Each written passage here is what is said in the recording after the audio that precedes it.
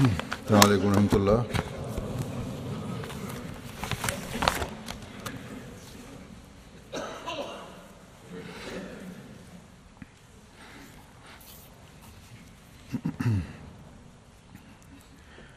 أشهد أن لا إله إلا الله وحده لا شريك له وأشهد أن محمدا عبده ورسوله أما بعد فأعوذ بالله من الشيطان الرجيم بسم الله الرحمن الرحيم الحمد لله رب العالمين الرحمن الرحيم مالك يوم الدين إياك نعبد وإياك نستعين اهدنا الصراط المستقيم صراط الذين أنعمت عليهم غير المغضوب عليهم ولا الضالين۔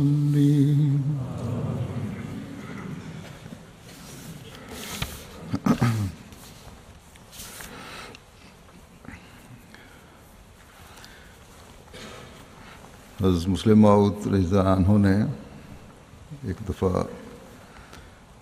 قومی نقائص اور کمزوریوں کے بارے میں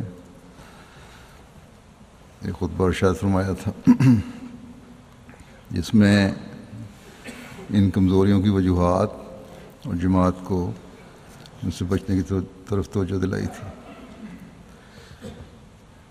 اس مضمون کی آج بھی ضرورت ہے، اس لیے میں نے اس سے استفادہ کرتے ہوئے آج اس مضمون کو لیا ہے۔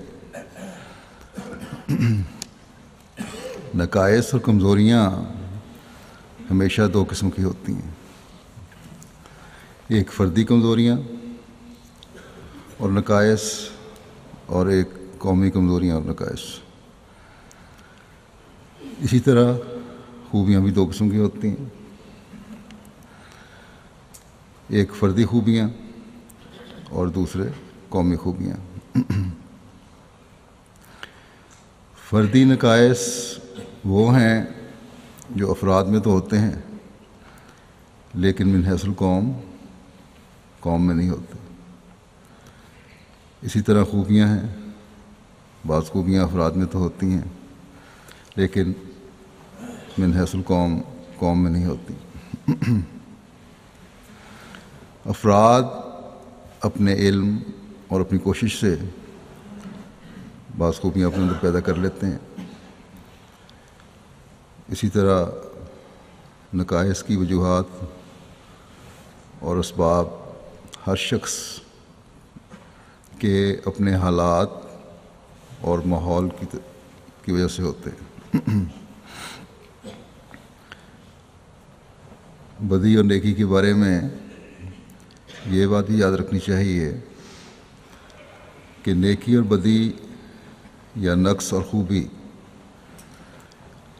اپنے ماحول کے اثرات کے نتیجے میں پیدا ہوتی ہے۔ اس کی مثال اسی طرح ہے جیسے کوئی بیج زمین کے بغیر نہیں اگ سکتا، یا آج کل نئے ذریعہ کاشت میں ایک خاص قسم کی مٹی بنائی جاتی ہے جس میں پانی جذب کرنے اور بیج کو پروان چڑھانے کی صلاحیت ہوتی ہے۔ بڑے بڑے برتنوں میں اس کو رکھا جاتا ہے اور بڑے بڑے ہالوں کے اندر اس کی کاشت ہوتی ہے، لیکن بہرحال اس کے بغیر بیج نہیں اگ سکتا۔ کسی بھی بیج سے صحیح استفادے کے لیے، اس سے اس کے اگانے کا مقصد حاصل کرنے کے لیے اس کو زمین یا زمین جیسے ماحول کے میسر کرنے کی ضرورت ہوتی ہے، اور اس کے بغیر بیج اگر اگے گا بھی تو تھوڑے عرصے میں مر جائے گا، ختم ہو جائے گا۔ اسی طرح بدی یا نیکی جو نقائص یا خوبی کی وجہ سے پیدا ہوتی ہے، وہ ماحول کے اثرات کے نتیجے میں بھی پیدا ہوتی ہے۔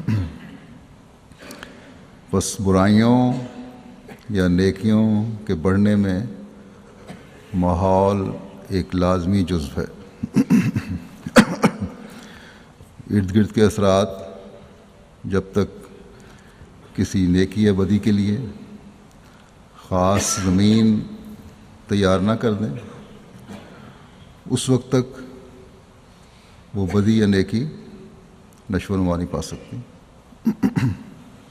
لیکن ماحول بھی دو قسم کے ہوتے ہیں۔ ضروری نہیں کہ ایک قسم کا ماحول ہر ایک پر ایک جیسا اثر انداز ہو جائے۔ ایک قسم کا ماحول صرف افراد پر اثر ڈالتا ہے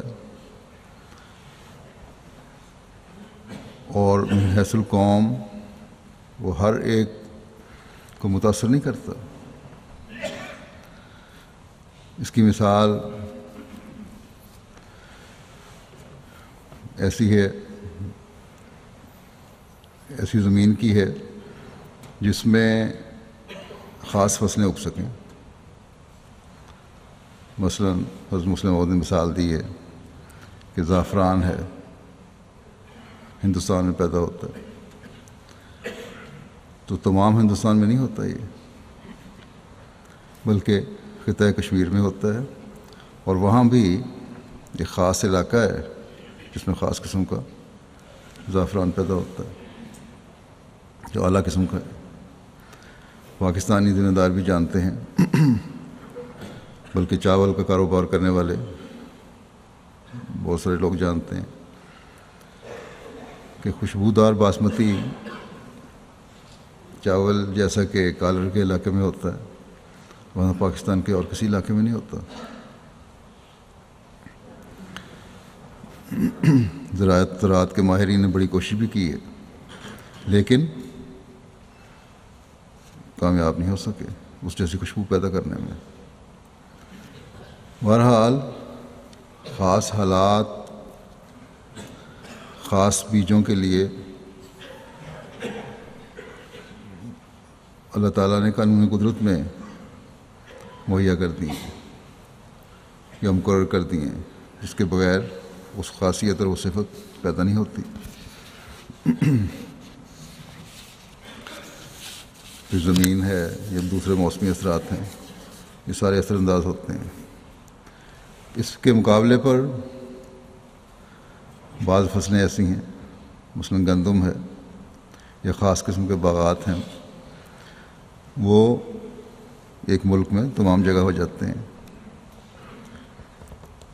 پیداوار میں کمی و بیشی کا فرق ہو تو ہو، لیکن ہو جاتے ہیں۔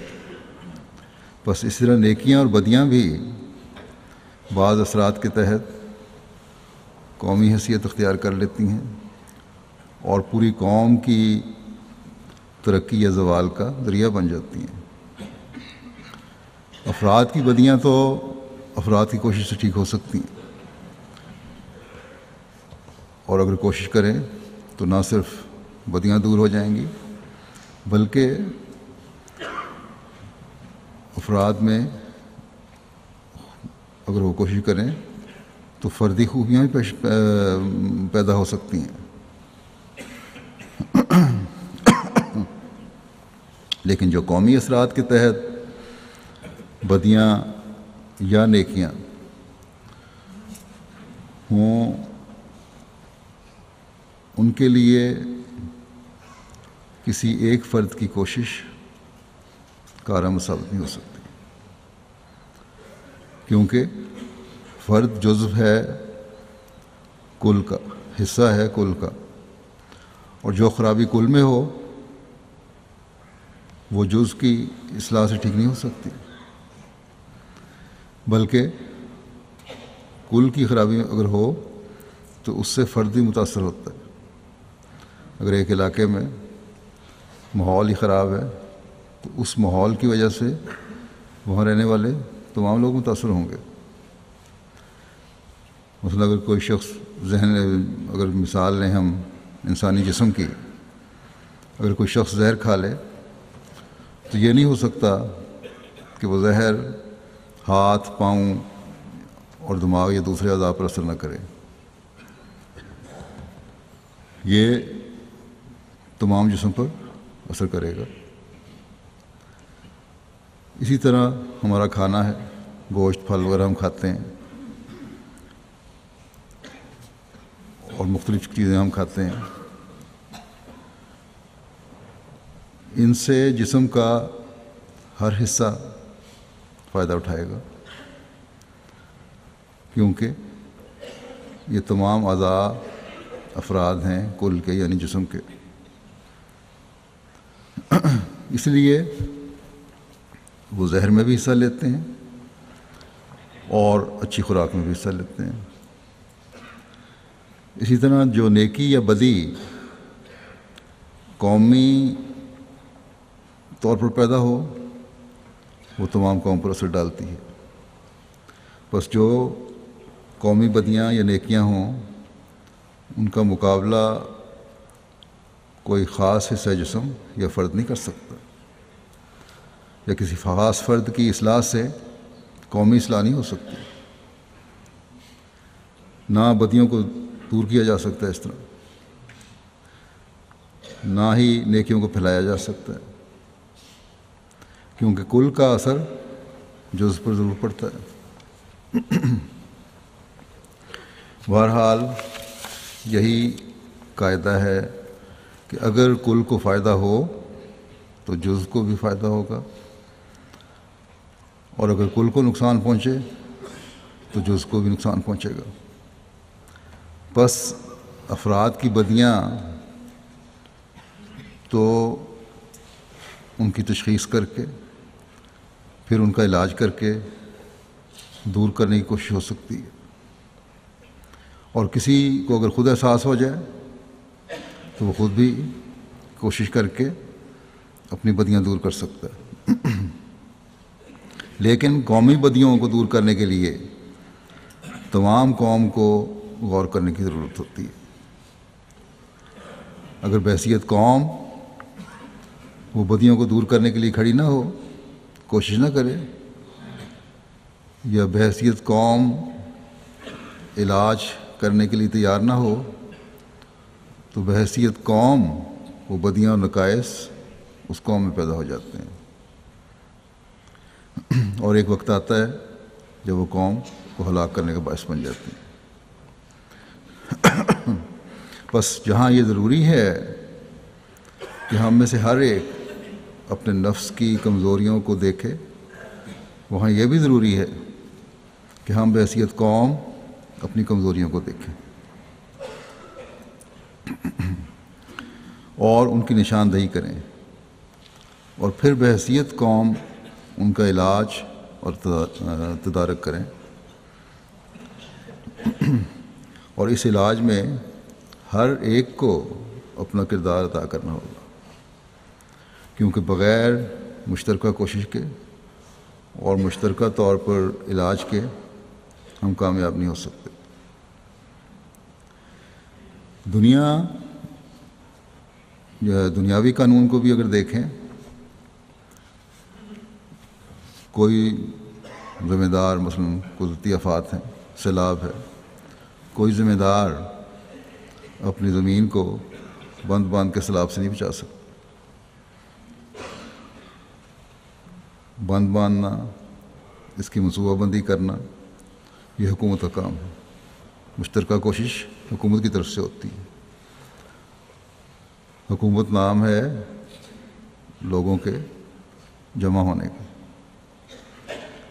اور جہاں حکومتیں ہی نکمی ہوں وہاں پوری قوم کو نقصان ہوتا ہے. جیسا کہ پاکستان میں بھی ہم نے گزشتہ دنوں جو سیلاب آیا گرمیوں میں اس میں دیکھا، اور ہمیشہ دیکھتے ہیں. بعض قدرتی آفات سے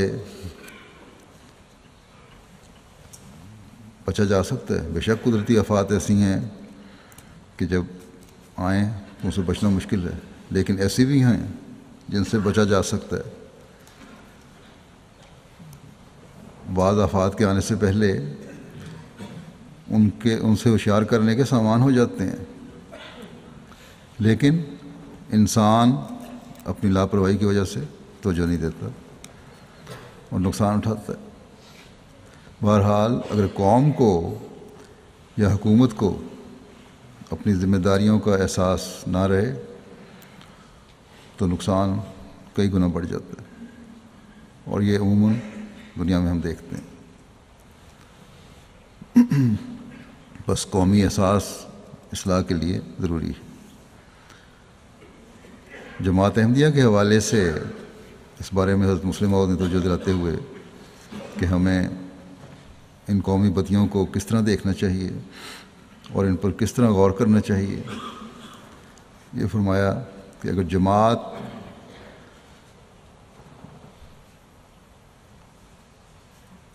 بعض پہلوؤں سے اس پر غور کرے اور اس کا علاج کرے تو فائدہ ہو سکتا ہے.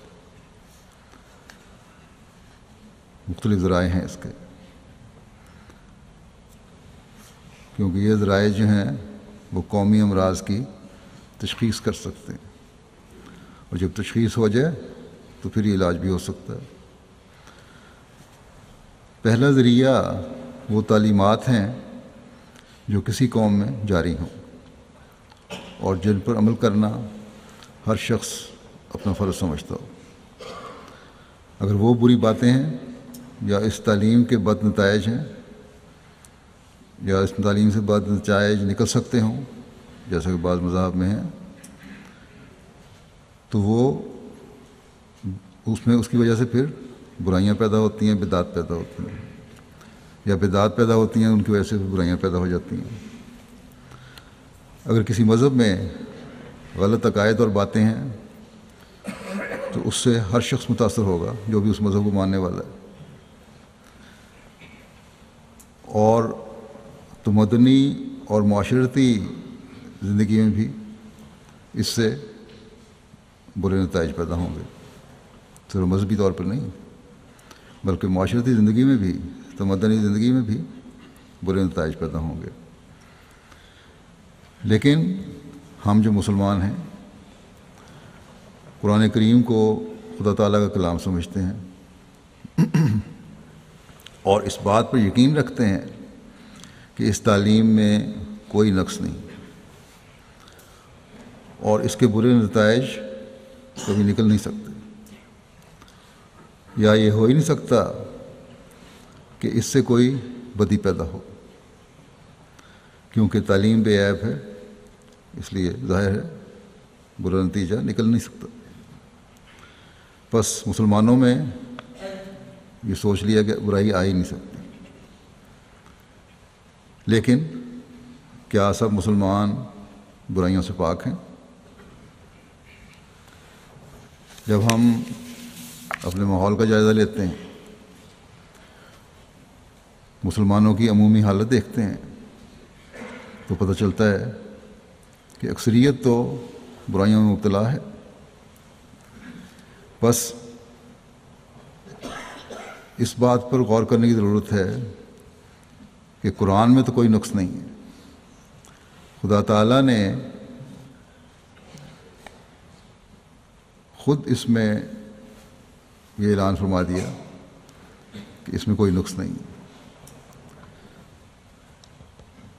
کامل اور مکمل شریعت ہے.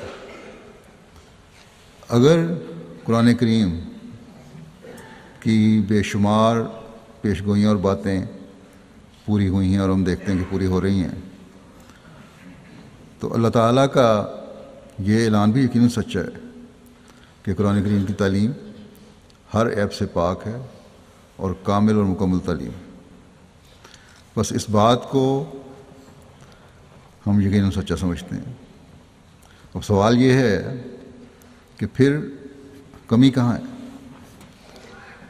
اس کا جواب یہی ہونا چاہیے کہ پھر اس کے سمجھنے میں غلطی ہے، اس پر عمل میں غلطی ہے.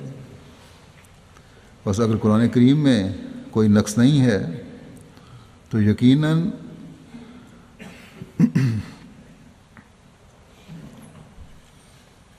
ہمارے سمجھنے اور عمل کرنے میں غلطی ہے، اور یقیناً قرآن شریف میں نقص نہیں ہے.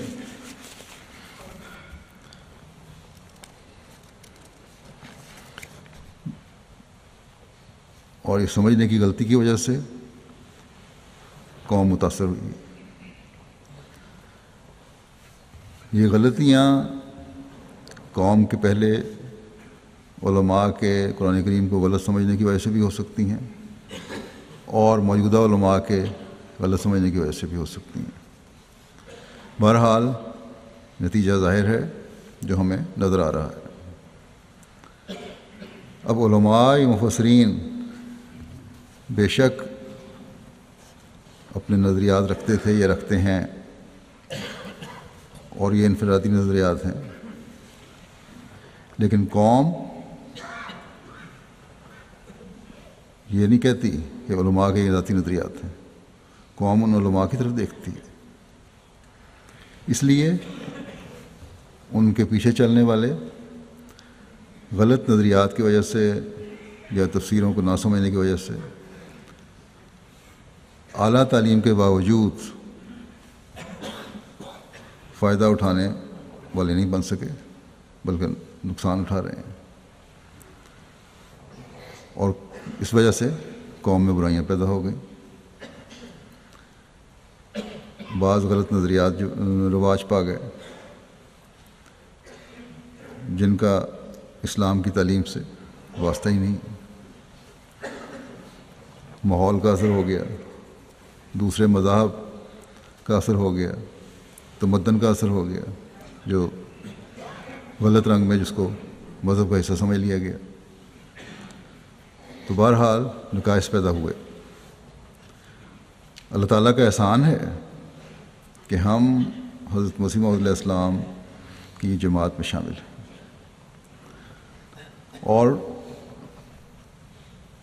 ان پرانی روایات یا حکمت سے آری روایات یا تفاسیر کا ہم پر اثر نہیں ہو سکتا اور نہیں ہونا چاہیے. لیکن پھر بھی ہم پورے طور پر محفوظ اس لیے نہیں کہ اپنے نظریات کو رکھنے والے لوگ جماعت میں شامل ہوتے ہیں، جو بعض مواقع پر بعض معاملات میں شکوک و شبہات میں پڑ جاتے ہیں، یا سمجھتے ہیں کہ اس بات کی اس طرح بھی تشریح کرنے میں کوئی حرج نہیں ہے. اور بعض دفعہ بعض نئے آنے والے علماء ہی اپنی سوچ کے مطابق تفسیر کر دیتے ہیں. گو کہ منع نہیں ہے، ہونی چاہیے، لیکن اس کے لیے کچھ اصول ہیں. تو بہرحال اس غلطی کی وجہ سے پھر ایک غلط نظریہ پیدا ہو سکتا ہے. اس لیے اس برائی سے بچنے کے لیے علماء کو بھی خلافت اور جماعتی نظام کے تحت ہی اپنے نظریات کا اظہار کرنا چاہیے. بہرحال بے شک ہم عموماً غلط نظریات سے اللہ تعالیٰ کے فضل سے پاک ہیں عمومی طور پر، لیکن اپنے آپ کو غلطیوں سے پاک رکھنے کی ضرورت مستقل طور پر ہے کہ ہم، اور اس کا طریقہ یہی ہے کہ ہم غیر احمدیوں کی غلطیوں پر ہمیشہ نظر رکھیں، کیونکہ نظر رکھ کر ہی ہم اپنے اندر ان غلطیوں کو داخل ہونے سے روک سکتے ہیں. اور قومی نقائص سے بچ سکتے ہیں۔ پھر اس چیز پر بھی ہمیں غور کرنا چاہیے کہ ہمارے ارد گرد جو دوسرے مذاہب یا کسی بھی طرح کے لوگ بستے ہیں، چاہے کسی مذہب سے تعلق رکھتے ہیں یا نہیں رکھتے، کسی مذہب پر یقین رکھتے ہیں یا نہیں رکھتے، خدا کو مانتے ہیں یا نہیں مانتے، ان میں کون کون سے قومی نقائص ہیں، اس دائرے کو ساتھ کے ملکوں کے قومی نقائص تک بھی وسعت دینی چاہیے۔ بلکہ اب تو دنیا اس قدر قریب ہو گئی ہے کہ تمام دنیا کے رہنے والے ایک دوسرے کی ہمسائیگی کی شکل اختیار کر گئے ہیں، یعنی وہ فاصلوں کی تو کوئی دوری رہی نہیں، اور پھر اس کے علاوہ میڈیا نے بھی دوریاں ختم کر دی، ان کی خوبیاں اور خامیاں ہمیں سب نظر آ جاتی ہیں۔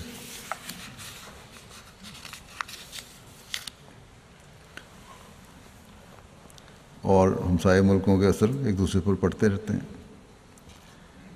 بچے جس ماحول میں رہتے ہیں، اس ماحول کا، ہمسایوں کا اثر ان بچوں پہ بھی ہو رہا ہوتا ہے۔ ماں باپ چاہے بچوں کو سکھاتے رہیں، لیکن جہاں بھی کمزوری ہوتی ہے، سکھانے کے باوجود بھی اثر ہو جاتا ہے ماحول کا۔ پھر یہ بھی ہے کہ بچوں نے زیادہ وقت اسکول میں اور اپنے دوسرے دوستوں کے ساتھ کھیلنے میں گزارنا ہے، یا گھروں میں خود ہی اس زمانے میں ایسے دوست مل جاتے ہیں جو ٹی وی کے ذریعے سے داخل ہو گئے ہیں، جو بچوں اور بڑوں سب پر یکساں اثر انداز ہو رہے ہیں۔ اس کا نتیجہ یہ ہے کہ بچے ماں باپ کی بات سننا نہیں چاہتے، اور ماں باپ خود بھی بچوں سے فاصلے پیدا کرتے چلے جا رہے ہیں، اپنی مصروفیات کی وجہ سے یا اور وجوہات کی وجہ سے۔ اور پھر ایسے بھی ہیں جو گھروں میں خود ہی ان ذریعوں سے، ٹی وی وغیرہ کے ذریعے سے اپنے ماحول کو خراب کر رہے ہیں۔ اور بہرحال نتیجہ پھر اس کا یہ نکلتا ہے اور نکل رہا ہے کہ ماں باپ بچوں پر ظلم کرنے لگ جاتے ہیں، اور بچے ماں باپ کی عزت و احترام نہیں کرتے، کہہ دیتے ہیں کہ اس ماحول میں ایسے ہی رہنا ہے، اگر یہاں آئے ہو تو اس طرح گزارا کرنا پڑے گا۔ اور یہ پھر فردی برائیاں نہیں رہتی، یہ قومی برائیاں بنتی چلی جا رہی ہیں، گھر برباد ہو رہے ہیں، ماں باپ بچوں کا روحانی قتل بھی کر رہے ہیں اور جسمانی قتل بھی کر رہے ہیں۔ مغربی معاشرہ تو آزادی کے نام پر ایک تباہی کی طرف جا ہی رہا ہے، اور یہ قومی بدی ہے، لیکن اس کی لپیٹ میں بعض احمدی بھی آ رہے ہیں۔ اس سے پہلے کہ یہ قومی برائی بنے اور وسیع طور پہ پھیل جائے، اور حضرت مسیح موعود علیہ السلام کو ماننے کے بعد ہم پھر جہالت میں واپس چلے جائیں، ہمیں قوم کی حیثیت سے ان باتوں سے بچنے کے لیے کوشش کو تیز تر کرنے کی ضرورت ہے۔ بس جماعت احمدیہ کے نظام کے تمام حصے اس بات پر غور کرنے کے لیے سر جوڑیں، منصوبہ بندی کریں، اس کا ابھی سے خاتمہ کرنے کی کوشش کریں اگر کوئی بھی برائی ہے، اس سے پہلے کہ خدا نہ کرے ہم میں بحیثیت قوم مغربی ملکوں کی بیماریاں داخل ہو جائیں۔ ہم نے دنیا کے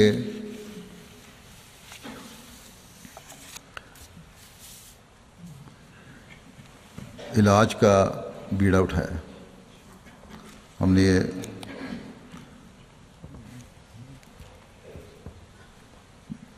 وعدہ کیا ہے، یہ اعلان کیا ہے کہ ہم دنیا کا علاج کریں گے. اگر علاج کرنے والے ہی مریض بن گئے تو دنیا سے فردی اور قومی برائیاں اور بدیاں کون دور کرے گا؟ پھر اس بات کو بھی سامنے رکھ کر غور کرنا چاہیے کہ کسی قوم میں اپنے مخصوص حالات کی وجہ سے بعض نیکیاں بھی پیدا ہو سکتی ہیں اور بعض کمزوریاں بھی پیدا ہو سکتی ہیں. اس کی مثال مسلم عہد یہ دی ہے کہ ہماری جماعت اللہ کے فضل سے ہر جگہ پھیلی ہوئی ہے اور اللہ تعالیٰ دور دور کے لوگوں کے دلوں کو فتح کر رہا ہے. بڑی وسعت اب تو اللہ تعالیٰ کے فضل سے مل چکی ہے.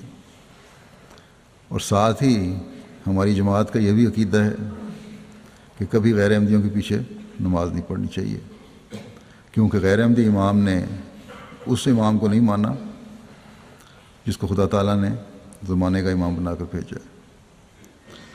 اور نہ صرف مانا ہی نہیں بلکہ انتہائی غلیظ زبان بھی استعمال کرتے ہیں. بس ہم خدا کے مقرر کردہ امام پر بندوں کے مقرر کردہ امام کو ترجیح نہیں دے سکتے، اس لیے ہم ان کے پیچھے نماز نہیں پڑھتے.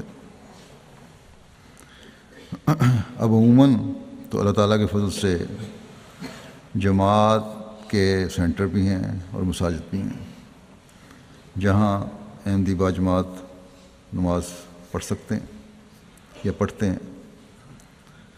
لیکن ابھی بعض علاقے ایسے بھی ہیں جہاں ایک ایک دو دو گھر احمدیوں کے ہیں، اس لیے وہ گھروں میں نماز پڑھ لیتے ہیں بجائے اس کے اکٹھے ہو کر نماز پڑھ لیں. ہر ایک اپنی اپنی نماز پڑھ رہا ہوتا ہے.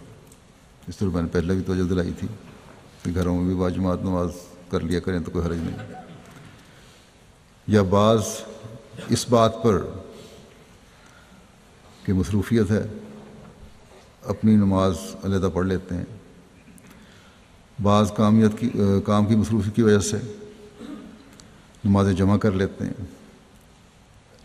تو یہ ساری وجوہات اس لیے ہیں کہ مسجد جانے کی طرف توجہ نہیں یا مسجد قریب نہیں، اور قریب کی جو غیر احمدیوں کی مسجد ہے اس میں ہمیں جانے کی اجازت نہیں بعض علاقوں میں.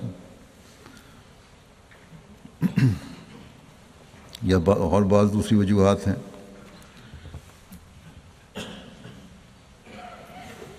اس کی وجہ سے نماز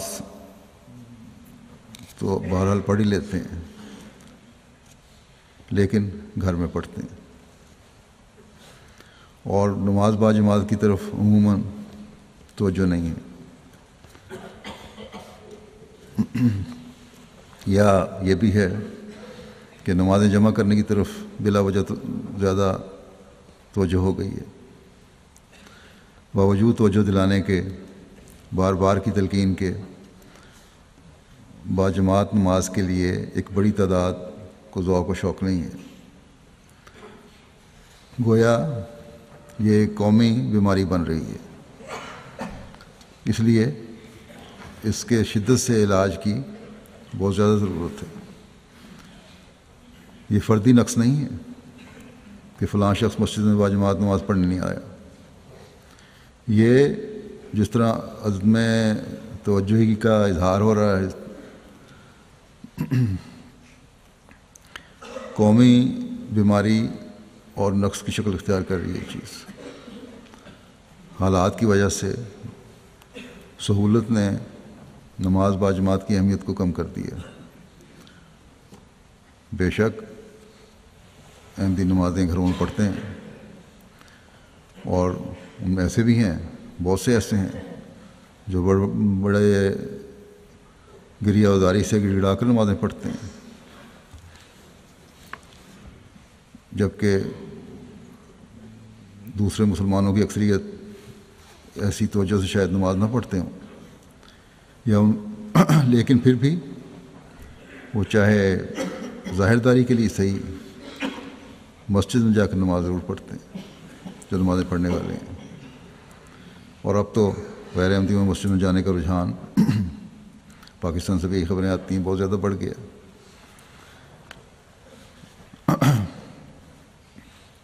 جہاں یہ تو نہیں پتہ کہ نمازیں توجہ سے پڑھتے ہیں کہ نہیں، لیکن جاتے ضرور ہیں، اور پھر وہاں جماعت کے خلاف غلط اور بیہودہ باتیں بھی سنتے ہیں. ان کی وجہ سے ان میں نفرتیں پیدا ہو رہی ہیں. تو برائیاں تو باہر ان میں پیدا ہو رہی ہیں، لیکن ایک چیز ہے کہ مسجد میں جاتے ہیں. ہم نے مسجد میں اگر جانا ہے تو برائیوں کو دور کرنے کے لیے جانا ہے. اس لیے بہت فرق ہے ہمارا جانے میں اور ان کے جانے میں، لیکن ان کو اس طرح توجہ ہو چکی ہے اور ہماری اس طرح توجہ میں بہت کمی ہے. بس ہمیں اس طرح توجہ دینی چاہیے کہ مسجدوں کو آباد تو حقیقی مومنوں نے کرنا ہے، اور حقیقی مومن وہی ہیں جنہوں نے زمانے کے امام کو مانا ہے، نہ کہ عبادت کے نام پر فتنہ و فساد کرنے والوں نے. من حیث القوم مسجد میں جا کر نماز نہ پڑھنے یا نمازیں جمع کرنے کا نقص مزید بڑھنے کا خطرہ اور امکان اس وقت بڑھ جاتا ہے جب ہم یہ دیکھتے ہیں کہ بچوں کے ذہنوں میں اس کی اہمیت کم ہوتی جا رہی ہے، اور بعض بچے اپنے ماں باپ کی حالت دیکھ کر یہ کہنے بھی لگ گئے ہیں کہ دن میں 3 نمازیں ہوتی ہیں.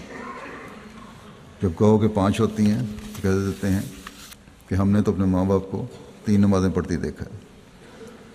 بس اس بارے میں ہر جگہ غور اور منصوبہ بندی کی ضرورت ہے، نہیں تو اگلی نسل میں یہ قومی بدی بن جائے گی. اپنے ماحول پر نظر ڈال کر، جیسا کہ میں نے کہا،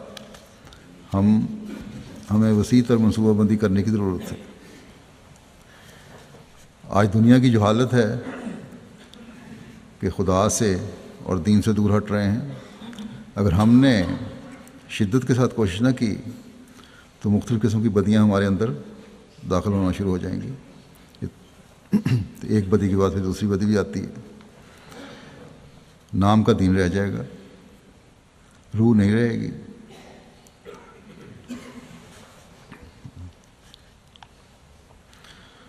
اگر کسی علاقے میں کوئی وبا پھوٹے، کوئی بیماری کی صورت ہو تو ہم فوراً فکر مند ہو جاتے ہیں اور اس کے حفظ ما تقدم کے طور پر احتیاطی تدابیر شروع کر دیتے ہیں. تو روحانی بیماریوں کے خطرے کے لیے کو دور کرنے کے لیے ہمیں کس قدر کوشش کرنی چاہیے اس معاشرے میں رہتے ہوئے. بلکہ جیسا کہ میں نے کہا، اب تو دنیا ایک ہو گئی ہے، اور بدیوں اور برائیوں کی متعدی مرض کے لیے کہ دور کرنے کے لیے تو پھر اور بھی زیادہ کوشش کی ضرورت ہے.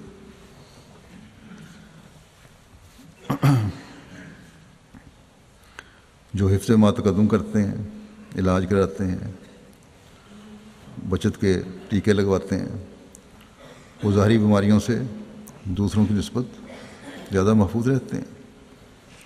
بس اپنے آپ کو روحانی بیماریوں سے محفوظ رہنے کے لیے، جیسا کہ میں نے کہا، ہر سطح پر قومی سوچ کے ساتھ حفظ ما تقدم کی ضرورت ہے. ان غلط عقائد اور عملوں کی تبدیلی کی وجہ سے جو علماء نے امت میں پیدا کر دیے، مسلمانوں کا ایک بہت بڑا حصہ باوجود کامل تعلیم کے گمراہ ہو گیا. اب ہمیں اپنی اصلاح کے بعد مستقل طور پر گمراہی سے بچنے کے لیے بہت زیادہ کوشش کی ضرورت ہے. چند مثالیں میں نے دی ہیں. ہمیں غور کرتے رہنا چاہیے کہ کہاں کہاں دوسرے مسلمانوں میں نقائص پیدا ہوئے اور وہ گمراہ ہوئے، اور ہم نے کس طرح ان سے بچنا ہے. حضرت مسیح علیہ السلام کو مان کر پھر آپ کی تعلیم کو جاننا اور اس پر عمل کرنا بھی بہت ضروری ہے. حالات کے ساتھ اپنے آپ کو اس دھارے میں بہانے کی ضرورت نہیں، بلکہ حالات کو اپنی تعلیم کے مطابق ڈھالنا ہمارا کام ہے۔ خلافت کے ساتھ تعلق مضبوط کرنے کی ضرورت ہے۔ اس زمانے میں ایم ٹی اے اور جماعت کی ویب سائٹ بھی اللہ تعالیٰ نے ہمیں مہیا فرمائی ہیں، ان سے منسلک رہنا بھی بہت ضروری ہے، بجائے اس کے کہ اٹھ پٹانگ چیزیں دیکھیں۔ اس ذریعے سے حقیقی قرآنی تعلیم اور حضرت مسیح موعود علیہ السلام کے علم و عرفان کا ہمیں پتہ چلتا ہے۔ ان ذریعوں سے یہ حقیقی اسلامی تعلیم ہمیں ملتی ہے۔ بس اس کے ساتھ ہمیں جڑے رہنے کی ضرورت ہے۔ یہ بات ہمیں یاد رکھنی چاہیے کہ مسلمانوں کو قرآن کریم جیسی کتاب ملی، جیسے پہلے بھی ذکر ہو چکا ہے، لیکن پھر بھی ان میں ایسی غلطیاں پیدا ہو گئیں جن کی وجہ سے ان میں مخصوص امراض کا پیدا ہو جانا لازمی تھا۔ چنانچہ جو سب سے بڑی بات ان میں قومی بدی پیدا کرنے کا باعث بنی، وہ مسلمانوں کا یہ یقین تھا کہ قرآن کریم نہایت مکمل کتاب ہے اور اس میں تمام باتوں کا ذکر موجود ہے اور اول سے آخر تک انسانوں کی ہدایت کا موجب ہے۔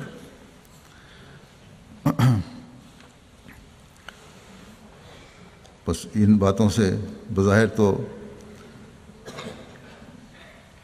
یہ لگتا ہے کہ اس وجہ سے یہ قرآن کریم کی خوبی کو عیب بتایا جا رہا ہے، کیونکہ اس کے باوجود مسلمانوں میں غلط اثر ہوا قائم۔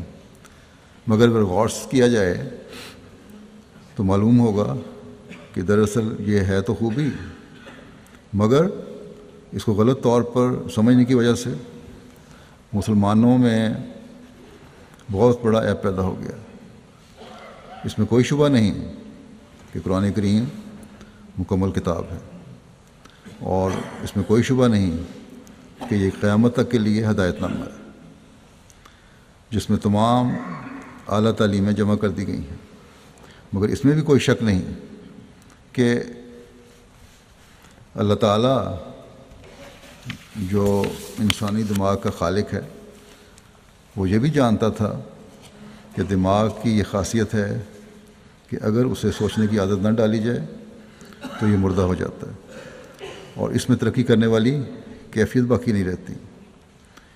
اس لیے وہ قرآن کو اس نے کامل بنایا، مگر ہر حکم جو اس نے دیا اس کا ایک حصہ انسان کے دماغ کے لیے چھوڑ دیا۔ کچھ اصول بنائے جو واضح اور ظاہر ہیں، اور کچھ ایسی باتیں ہیں جن پر غور کرنے کی ضرورت ہے، تاکہ انسان خود تلاش کرے، تاکہ انسان کا دماغ ناکارہ نہ ہو جائے۔ اس لیے قرآن کریم ایسے الفاظ اور اب عبارت میں نازل کیا گیا ہے کہ ان پر غور کر کے معارف پر اطلاع ہوتی ہے، اس کی گہرائی کا پتہ چلتا ہے۔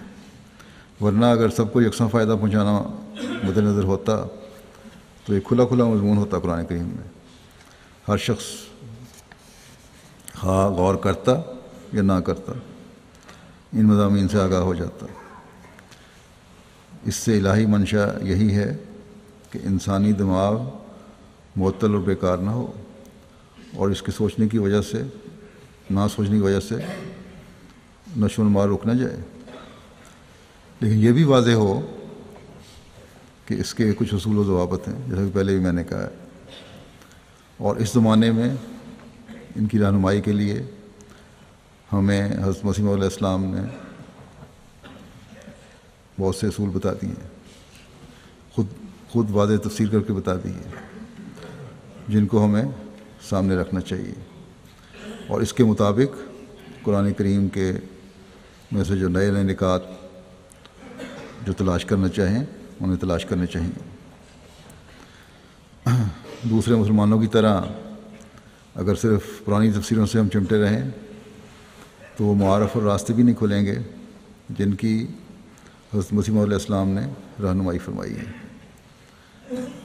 آج کل تو غیر احمدیوں میں بھی جو مفسر بنتے ہیں بڑے، ڈاکٹر ہیں، علماء ہیں، وہ بھی جماعتی لٹریچر اور تفسیریں پڑھ کر اپنے درس دیتے ہیں، بلکہ بعض ایسے بھی ہیں علماء جو تفسیر کبیر پڑھ رہے ہوتے ہیں۔ تو بہرحال قرآن کریم ایک کامل اور مکمل کتاب ہے، اس میں کوئی شک نہیں، اس میں سب کچھ ہے، لیکن اس کو پڑھ کر غور کرنے والے اور اس پر اس کی تعلیم کے مطابق عمل کرنے والے کو ہی ہدایت نصیب ہوتی ہے۔ صرف ایک بات کو لے کر کہہ دینا کہ ہدایت مل گئی کافی نہیں، بلکہ ہر بات پر عمل کرنا ضروری ہے۔ قومی اور فردی برائیوں اور خوبیوں کا پتہ چلتا ہے اس سے۔ اس کتاب میں اللہ تعالیٰ نے آخرین کی تعلیم کے لیے اور ان کی سوچوں کو وسیع کرنے اور روشنی دکھانے اور قرآن کریم کو سمجھنے کے لیے اپنا ایک فرستادہ بھیجنے کا بھی اعلان فرمایا، لیکن جو غور کرنے والے نہیں، علماء کو کہلا کر بھی جاہل ہیں اور خدا تعالیٰ کے بھیجے ہوئے کے انکاری ہیں۔ قرآن کریم کے علوم کی وسعت سے محروم ہے اس وجہ سے، اور جہالت میں ڈوب کر اسلام کی غلط تشریح کر کے اسلام کی خوبیاں دکھانے کے بجائے اسے بدنام کرنے کی کوشش کر رہے ہیں۔ پس ان مسلمانوں کے یہ عمل ہمیں مزید اس طرف غور کرنے والے اور متوجہ کرنے والے ہونے چاہیے کہ ہم صرف ظاہر پر اکتفا نہ کریں، بلکہ اسلام کی تعلیم کی روح کو سمجھتے ہوئے ہر برائی کو قومی برائی بننے سے پہلے دور کرنے والے اور ہر نیکی کو قومی نیکی بنا کر پوری جماعت میں اس کو رائج اور لاگو کرنے والے ہوں۔ ہمیشہ ایسا ماحول میسر رکھنے والے ہوں اور اس کو آگے اپنی نسلوں میں منتقل کرنے والے ہوں جس سے بدیاں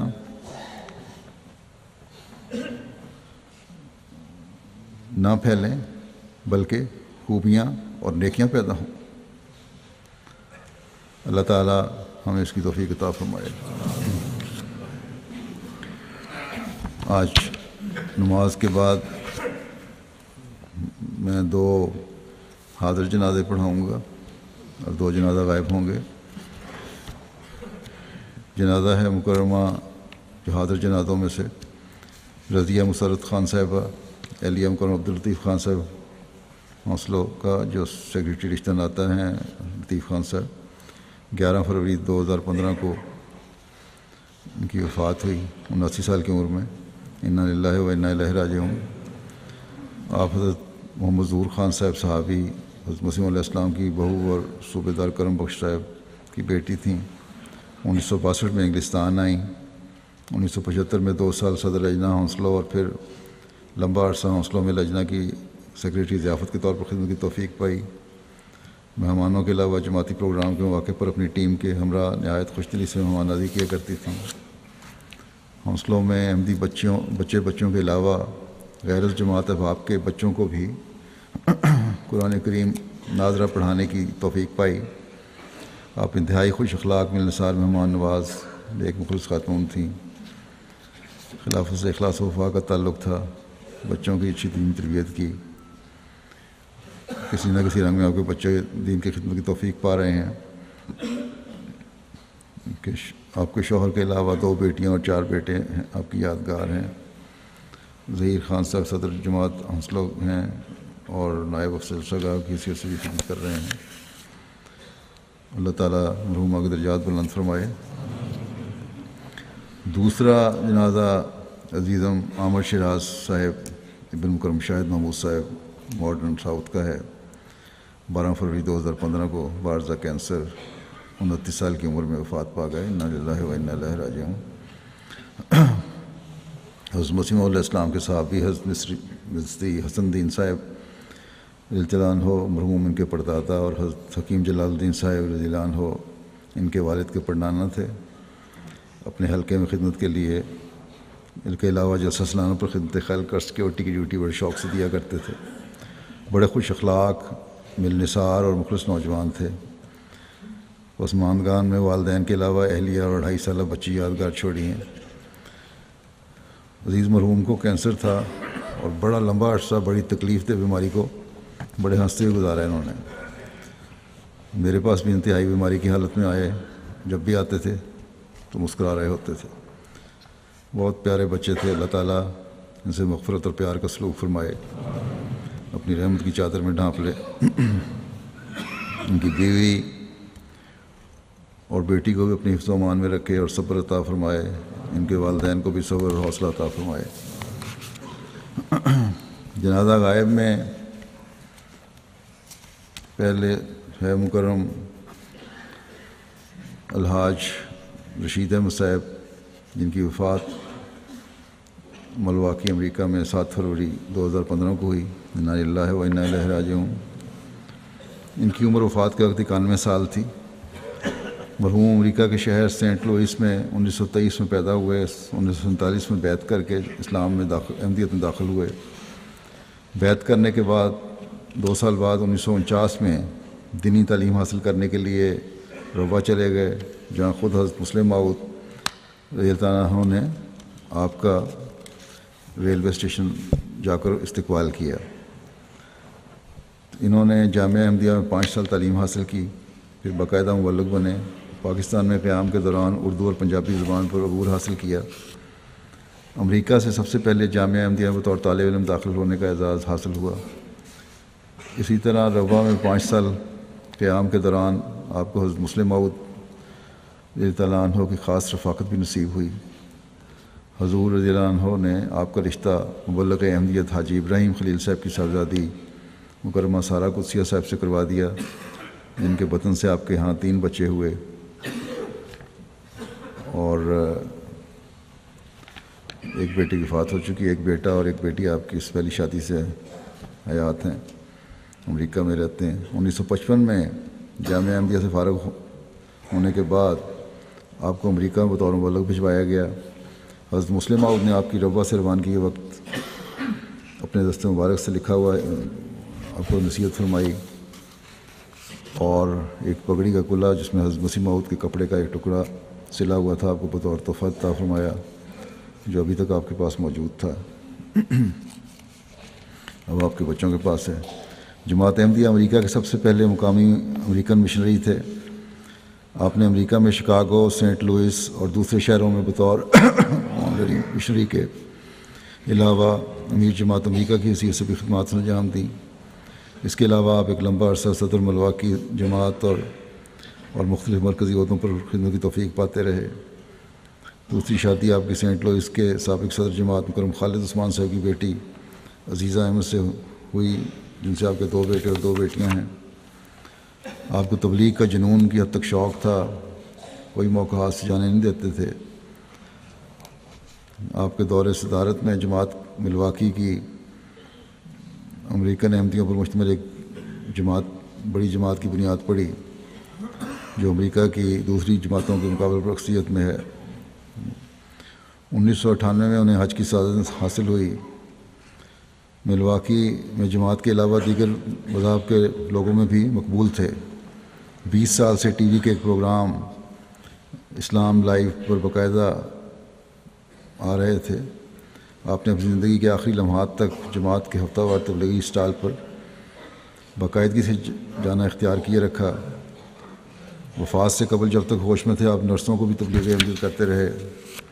1985 اور 86 میں انہوں نے شہر کی مشہور یونیورسٹی آف وسکانسن میں عام مسلمانوں کے لیے ایک بڑے جلسہ کا اہتمام کیا. موصوف نے یونیورسٹی آف وسکانسن کے نوجوانوں کے ساتھ بھی رابطہ رکھا ہوا تھا. باقاعدگی سے کیمپس میں تقاریر کیا کرتے تھے. ہزاروں کی تعداد میں طلباء کو اسلام کی پرامن تعلیم سے آگاہ کیا. مرحوم باقاعدگی سے متعدد لوکل اور اسٹیٹ لیڈرز کے ساتھ بھی رابطہ رکھتے تھے.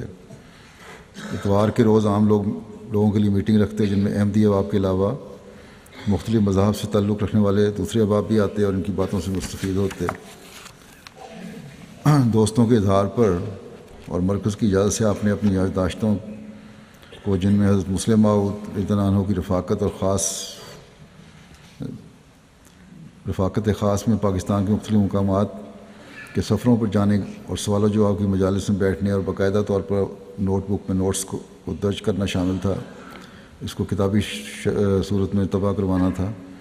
اس غرض کے لیے کئی سالوں کی محنت کے بعد یہ کتاب تیار ہوئی اور اب مرکز کی منظوری سے شائع ہونے والی ہے۔ مربی سلسلہ ملک فاران ربانی لکھتے ہیں کہ 9 ماہ قبل میری بطور مبلغ یہاں پہلی ملاقات آپ سے ہوئی۔ میری عمر کم ہونے کے باوجود آپ نہایت محبت سے ملے۔ پھر جب میں نے آپ سے جماعت ملواکی میں بعض پروگراموں کے متعلق مشورہ کرنا چاہا تو اردو میں مجھے مخاطب ہو کر کہا، مولانا صاحب آپ خلیفہ وقت کے نمائندے ہیں، آپ جو کہیں گے ہم نے صرف اطاعت کرنی ہے۔ اور بڑا اطاعت کا جذبہ تھا ان میں۔ شمشاد صاحب بھی لکھتے ہیں کہ امریکہ آیا تو ہمیشہ میں نے انہیں حضرت مسلم موعود کی باتیں سناتے ہوئے پایا۔ اپنی زندگی کو بھی انہوں نے حضرت مسلم موعود کے ارشادات کے مطابق ڈھالا ہوا تھا۔ گزشتہ جلسہ سالانہ پر ان کی تقریر بھی حضرت مسلم موعود کی یادوں کے بارے میں تھی، اور یہ کہ آئندہ اور موجودہ نسلیں ان یادوں کے ذریعے کیا پیغام دیں گے۔ اسلام، احمدیت اور خلافت کے دفاع میں یہ کہنا بے جا نہ ہوگا کہ آپ ہمیشہ احمدیت کی تبلیغ، دفاع اور خلافت کے لیے ایک ننگی تلوار تھے۔ آپ ہمیشہ احمدیت کی تبلیغ میں سرگرم رہتے تھے۔ بڑھاپے کی عمر میں بھی جب کہ جسم ناتواں اور نحیف تھا، آپ اکیلے ہی تبلیغ کیا کرتے تھے اور مسٹر تبلیغ کے نام سے مشہور تھے۔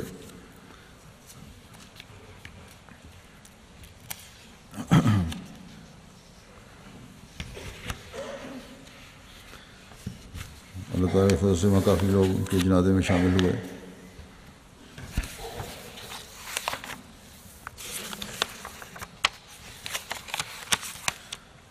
تو اور آج کی جنازہ ہے، غائب ہے یہ بھی، حسن عبداللہ صاحب آف ڈیٹرائٹ کا، یہ بھی امریکن ہے۔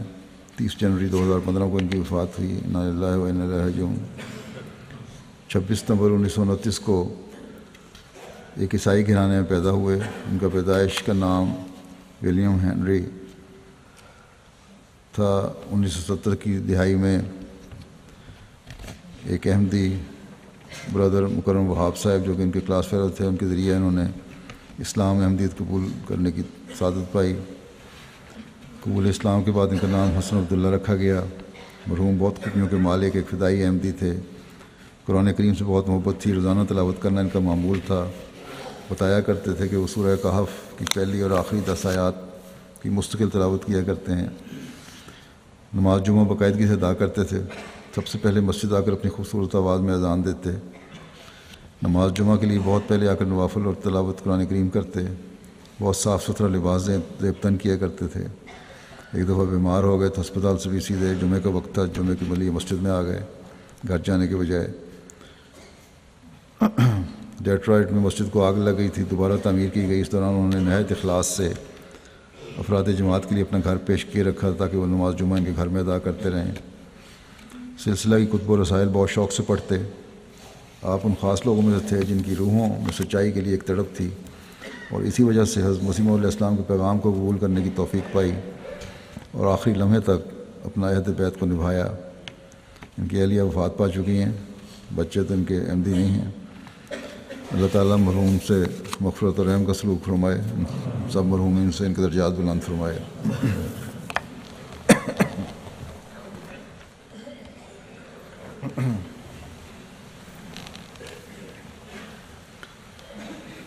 الحمد